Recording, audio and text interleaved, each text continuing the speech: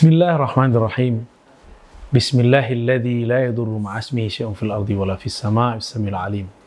Walhamdulillahilladzi awha risalatahu ila anbiya'ihi wa awliya'ihi. Amma ba'du, Allahumma shalli ala sayyidil awwalin, sayyidil akhirin, sayyidina Ahmad, sayyidina Muhammad wa ala alihi wa ashabihi ajma'in. Sahabat-sahabat yang dimuliakan Allah, mampukah seseorang berdialog dengan dirinya, dengan ruhnya? Bisakah kita seperti umat akhir zaman ini bisa berkoneksi dengan diri kita sendiri? Sebenarnya mudah. Pernahkah teman-teman sebelum keluar rumah, tiba-tiba ada firasat? Jangan berangkat dulu, dalam batin kita berbicara. Tapi kita melawan karena kita anggap itu halu. Ternyata itu bukan halu. Ketika kita lawan, di depan kita hampir tabrakan. Seandainya kita mundur agak 5 menit saja, atau 1 menit saja, kita tidak akan ditabrak atau minimal tergores. Tentu semua pernah mengalami ini. Atau keluar dari tol, keluar atau jalan di setempat, kita bingung. Ke kanan atau kiri, dua-duanya bisa sampai. Tapi kita kemudian melawan kehendak batin, kalam batin. Akhirnya kita mengikuti yang sebaliknya dari bisikan itu. Kita jalani, ternyata betul ada hambatan, walaupun ujungnya sama. Inilah akibatnya orang yang tidak mampu berkomunikasi dengan batinnya, atau dia bisa komunikasi, cuma dia tidak menghiraukannya. Dan ini bukti bahwa ada komunikasi batiniyah di dalam diri kita, yaitu komunikasi dengan ruh. Jika akal komunikasi dengan makna-makna, lidah dengan suara-suara, kolbu dengan rasa, ruh dengan sirnanya semua rasa. Itulah kemudian musyahadah, memandang kepada sumber semua rasa. Sahabat-sahabat yang bukan Allah, di dalam Al-Quran, adakah hal-hal yang berkaitan dengan itu, bahwa Allah berbicara kepada ruh seseorang, atau seseorang bisa berkomunikasi dengan ruhnya? Karena kalau seseorang mampu mengenal dirinya, komunikasi dengan ruhnya, dia akan mampu berkomunikasi kepada sang penghembus ruh, yaitu Allah Subhanahu wa Ta'ala. Dalam surat Al-Maidah ayat 5,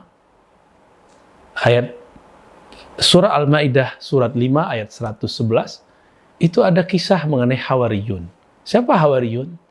Mereka bukan rasul, tapi mereka membersamai seorang rasul yang kita kenal dengan Nabi Isa alaihi salatu wassalam.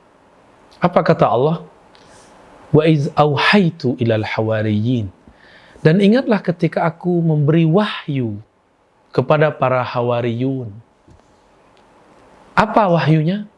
An aminu bi. Agar mereka beriman kepadaku.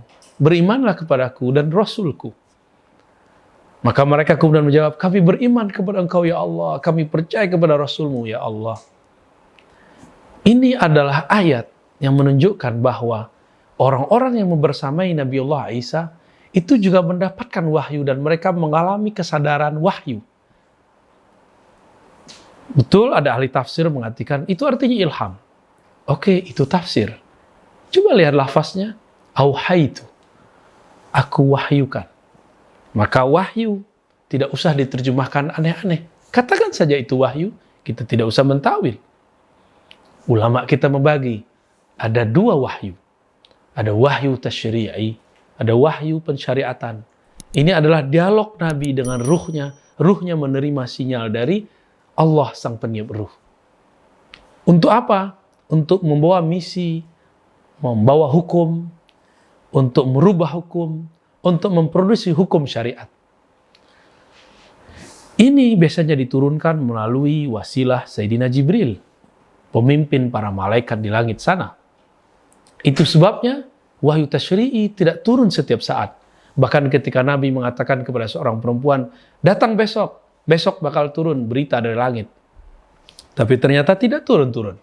Karena wahyu tasyri'i bukan atas kehendak Nabi, tapi atas kehendak ilahi. Sebenarnya Nabi sudah melihat Al-Quran itu turun di Baitul Izzah, di langit.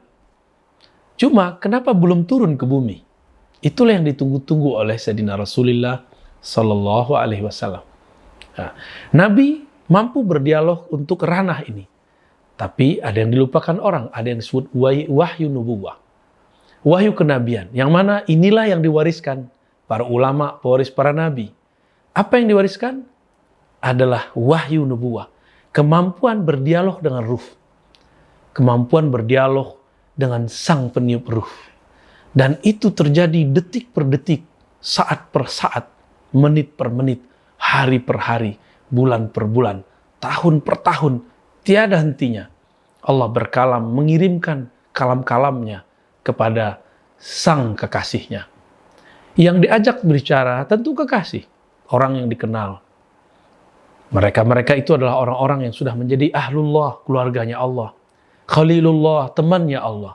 Habibullah, kekasihnya Allah. Tentu kalau kita bertemu seseorang, dia adalah teman kita, kekasih kita, sahabat, kita bercerita dengannya. Jika teman fisik, kita berbicara ke fisiknya.